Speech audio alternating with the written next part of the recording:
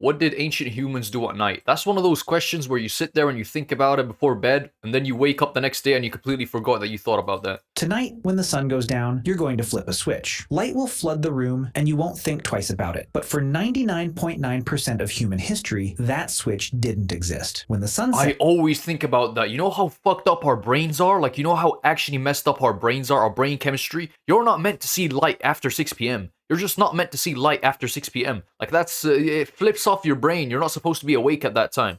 the world went dark. Like, you gotta think about it. Your brain thinks the sun is still up. Like, that's gonna mess with your hormones. That's one thing I've always thought about. You couldn't even see your own hand in front of your face. But modern humans almost never experienced this. Crazy. For over 300,000 years, every single one of your What is going on here? You are not, I hate my mom ass cup, bro. I'm sorry. ancestors spent roughly half their life in near total darkness. They didn't even have candles for most of that time. Just the black sky, the stars, and whatever fire they could keep alive. Man, I low-key just want to spend like a week back then. I know it's like they're all stinky and they're all going ooga booga, but like it would low-key be like fire, bro. If I could just sit there in a fucking around a bonfire where we have fish on like a little sticks and we're all just like naked and hairy. What? Why is that? Why am I wishing that? Hold up, pause. So what did they actually do? Yo, I really just said we're all naked and hairy. What the fuck is wrong with me? For all those hours? The answer changes everything we think we know about sleep, storytelling, and what it means to be human. Let's start with fire, because fire is the reason any of this was possible. Bro, like, it's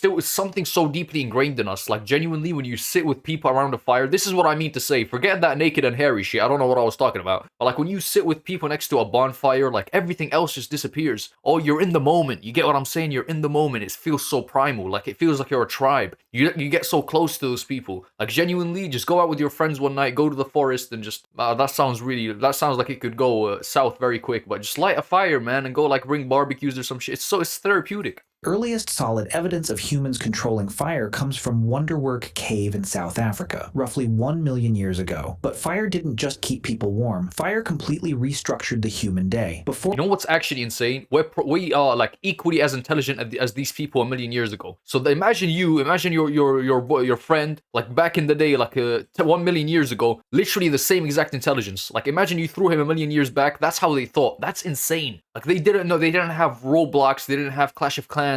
They were just ooga booga, but they thought exactly like us. Like, isn't that crazy to think about? Before fire, our ancestors were like every other primate. When the sun went down, you climbed a tree or found a sheltered spot and you stayed still. Moving at night meant becoming food. Our eyes are terrible in the dark compared to the predators that hunted us. Leopards, hyenas, wolves, all of them could see just fine. Fire changed that equation overnight. Literally. A campfire creates a circle of safety roughly 30 feet in diameter. Inside that circle, predators won't come. Outside that circle, you die. This is not an exaggeration. And that's why it's so therapeutic. Just being around that fire with your homeboys, with people you fuck with. Bruder.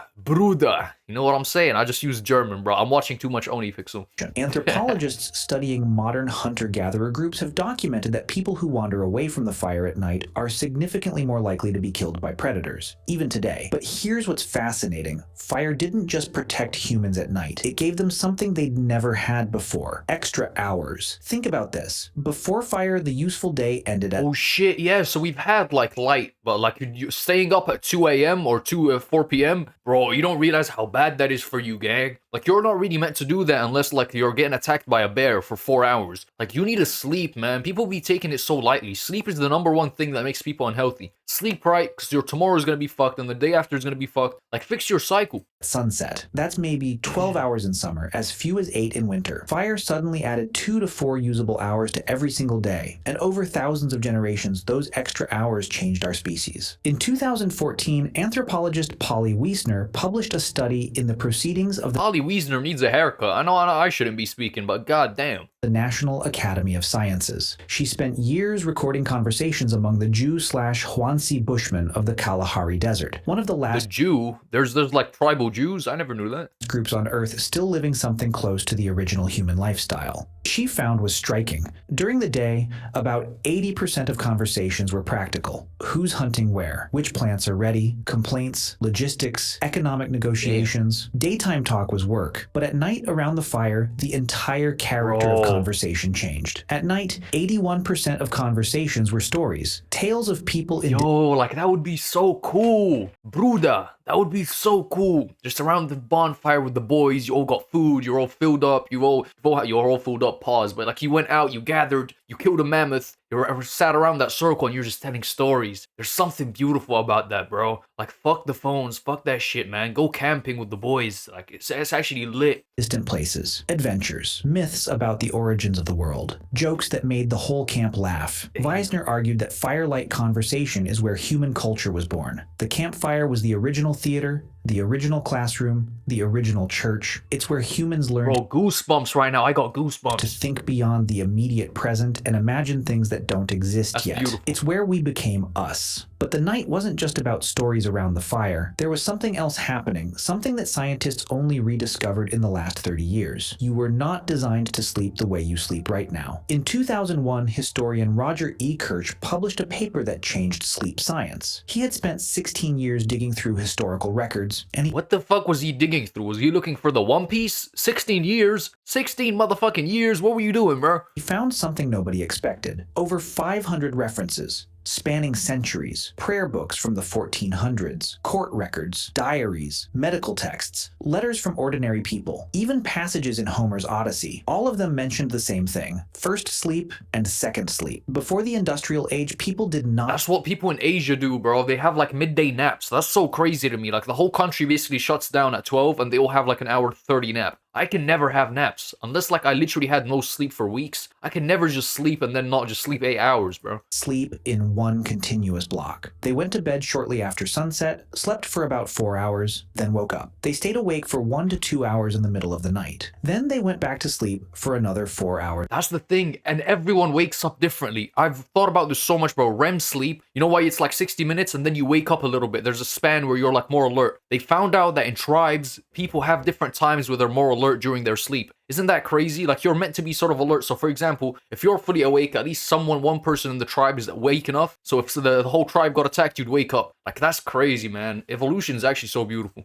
Until dawn. This wasn't insomnia. This was normal. This was how every human on the planet slept for thousands of years. And what did people do during that wakeful period in the middle of the night? Everything. A 16th century French physician recommended that couples conceive children French physician, I already don't trust his ass. Man, get your little goofy ass out of here. during this I'm window just playing. because they would do it better. People visited neighbors, they interpreted their dreams while they were still fresh. They wrote. They simply lay in bed in the dark and thought. A Damn. doctor's manual from the 1500s advised patients that the best time to study and reflect was during the watch, as they called it, the quiet hours between first and second sleep when the mind was calm and the world was still. Now, historians had been reading these references. Bro, I want a hat like this so bad, gang. Not to pull rabbits out of, but I would just be so mysterious, bro. Like, we have a teacher in our school that wears this and a cane, and it's unironic. Like, he genuinely thinks he can, like, spawn rabbits out or some shit. He thinks he's so mysterious, like. For centuries, but they kept translating first sleep as something else because they couldn't imagine that people ever slept differently than we do now. The assumption was so deep that translators literally mistranslated ancient Greek and medieval Latin to make it fit their modern experience. What? But then science confirmed what history had been saying all along. In 1992, psychiatrist Thomas Ware at the National Institute of Mental Health ran an experiment. He took a group of volunteers and removed all artificial light from their lives. For 1 month, they Yo, I know they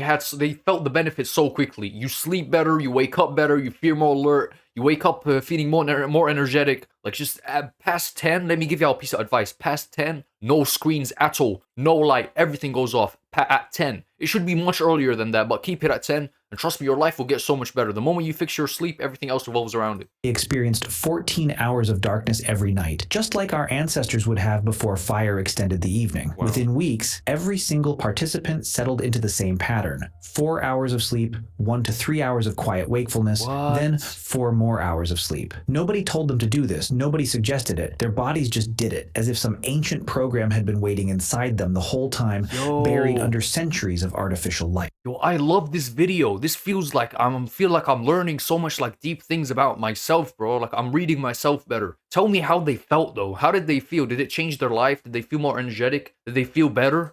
Ware measured their hormone levels during the wakeful period and found something remarkable. The participants were in a state unlike any normal waking state. Their brains were producing elevated levels of prolactin, the same hormone released during meditation and after orgasm. They described feeling peaceful. Hold up. I'm finna be nutting, gooning for 2 hours? Woohoo! Might need to hop on that, bro. The risk to reward ratio is a bit too good. Reflective, almost meditative. It wasn't just a gap in sleep, it was its own distinct state of consciousness, one that most modern humans have never experienced. Whoa. So what killed it? The answer is simpler than you'd think. Light. In the 1600s, cities began installing street lamps. Paris was one of the first under Louis XIV who wanted to reduce crime. London followed. The night, which had been a place of danger and fear, slowly became navigable. Then came cheaper candles. Then gas lamps in the 1800s. Then, in 1879, Thomas Edison commercialized the electric light bulb. Bro, don't ever give credit to Thomas Edison, bro. My boy Tesla, I'm always with you. We know what's up, bro. We know what's up. You've read the history books. Nikola Tesla, we love you, gang. You really gave us light and shit. And within a generation, the night as humans had known it for 300,000 years was gone. And here's the part nobody talks about. The word curfew comes from the French couvre-feu. It literally means cover fire. In medieval times, How hard did the French fall off? There's two societies that fell off so hard. The French ruled the world at one point, and the British. Bro, 100 years ago, they had the biggest empire the world has ever seen. 100 years ago, god damn. Like, the fall off is crazy. God damn, I'm lagging. a bell would ring at night signaling everyone to cover or extinguish their fires. Not because of safety, because night was supposed to be dark. Night was when you slept. Night was when you were vulnerable. For most of history, being out at night was suspicious. In many medieval European cities, walking outside after dark without a lantern was literally illegal. Night belonged to criminals and the supernatural. That's so facts. You know why? Like, a lot of the time we're always thinking, like, back in the day you could get away with anything. How are they gonna track me back? They don't even have nothing. Like, they can't track my phone, they can't track my DNA, they can't track my blood, they track my footsteps. Like, bro, I'll just wear a different sandal. Like, it's so stupid. Like, back in the day you could genuinely do anything. People feared it in a way that's almost impossible for us to understand today, and then we conquered it. We flooded it with light, and we thought that was progress. But here's what we lost. Modern humans are exposed to artificial light an average of 7 to 8 hours after sunset. This light, especially the blue light from screens, suppresses your body's production of melatonin, the hormone that regulates sleep. Your body doesn't know the difference between a light bulb and the sun. When light hits your retina at 11 p.m., your brain interprets it as daytime. It delays melatonin release. It fragments your sleep. It disrupts the circadian rhythm that evolved over millions of years. Researchers have found that people who go camping for just 1 week with no artificial light at all have their melatonin cycles reset by nearly 2 hours. Their bodies start producing melatonin at sunset instead of hours after it. That's all it takes for 300,000 years of programming to reassert itself. We didn't just change when we sleep. We eliminated an entire phase of human consciousness. Yo, everybody here, this is a self-help group. Everybody here, make a vow, make a promise. At 10, no more screens. No more screens. 10 p.m. I don't care where you live. Antarctica, I just don't care, bro. No more screens at 10 p.m. Just go to sleep, man. Don't even try going to sleep. Just don't look at your phone. Put on a podcast, put on anything. Just don't look at any screens and turn all the lights off. That quiet, reflective state between first and second sleep, the state that Ware's subjects described as peaceful and meditative, doesn't exist anymore for most people. Instead, we have insomnia, and we treat it like a disorder. But what if it's not a disorder at all? What if waking up at 2 a.m. and lying there in the dark isn't your body malfunctioning? What if it's your body remembering what it was built to do? For 300,000 years, your ancestors spent their nights in a rhythm that modern science is only beginning to understand. They gathered around fires and told stories that built civilizations. They slept in two phases with a window of quiet reflection in between. Bro, to go back in time to like a bonfire and have a joint with me, have a little spliff, just sitting there, bro, just passing it around with some caveman who never smoked before, and we're just talking about life. And I'm telling them how there's gonna be cars and these big animals that run on petrol, and they're gonna like, you ever thought of like what a caveman would think if he saw a car? He'd think it was like an evolved bear. Like, genuinely, they were brain dead, bro. I mean, brain dead's the wrong word. They just never seen a car before.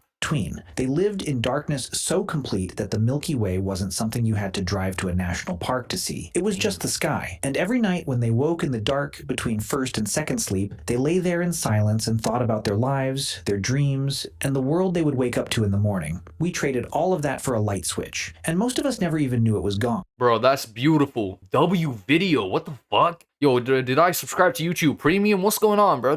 Hey, subscribe if you enjoyed this video. I find the best videos on the internet, and yeah, that's about it. See ya.